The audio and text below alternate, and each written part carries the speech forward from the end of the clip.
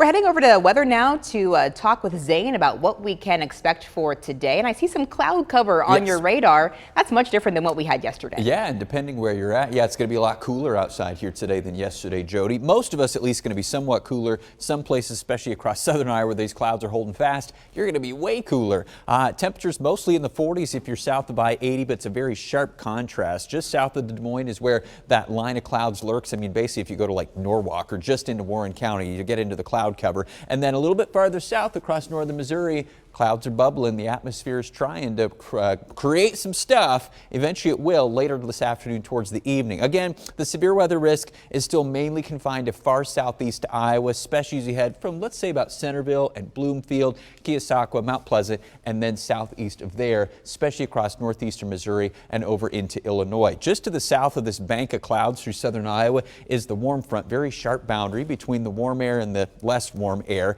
As low pressure sort of rides up eastward along that boundary later on today, the atmosphere just to the south of the front continues to heat up, and eventually we'll get some lower level winds too. It'll help kind of storms blossom in this general vicinity here into the afternoon and actually more likely evening hours and the first half of tonight. So here in Iowa, our severe weather risk is very, very limited. Far southeastern part of the state. That's kind of the name of the game here. Back here in the Des Moines Metro, you can see that bank of clouds sitting just off to the south from the state fairgrounds on the east side of Des Moines. It's not really moving very much, so we might actually end up adjusting the temperature forecast up a bit today if that stays just to our south. So storms staying away for most of us, but it will be cooler. Some of us cloudier today. Now, as we head towards tonight, actually, our main deal will be a little bit of a minor snow and rain mix. Not much of accumulations, though, as expected, but it will remind you we are still in early March, not like yesterday's weather of 70s, which would be more May-like. Winds will also increase as we head towards tomorrow, Wednesday, and then into parts of Thursday as well. Let's go through the rest of today. That bank of clouds, I'm not so sure it's going to drift that much farther north, but that's something we'll watch through the rest of today, and then we'll watch right along the Iowa-Missouri border here later on this afternoon, too.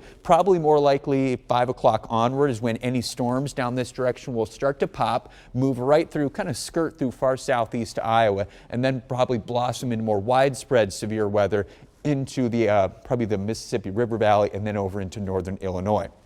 Here in the middle part of the state, probably just some clouds, and then our winds shifting around to the north and the west. This brings us into the cooler stuff later tonight. We're after midnight now, still dry, but there are some flakes, maybe a few wet snowflakes starting to drift in from the north and the west. I think this particular modeling is maybe overdoing the snow just a little bit by tomorrow morning around daybreak. I think probably snow is most likely northern part of the state, probably too warm.